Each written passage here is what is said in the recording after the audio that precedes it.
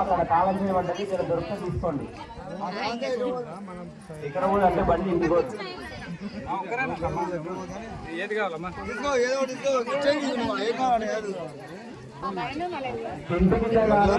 దగ్గర కానీ బయట కాలం ఉంది తీసుకొని ఇవ్వండి. వాళ్ళకు అది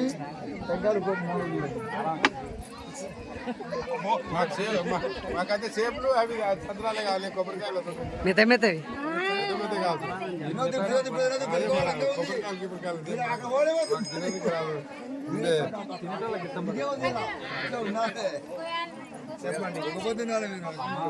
నువ్వు అడుకుంటే కోరుకుంటే పండించడానికి పోదాం పోయలేదు.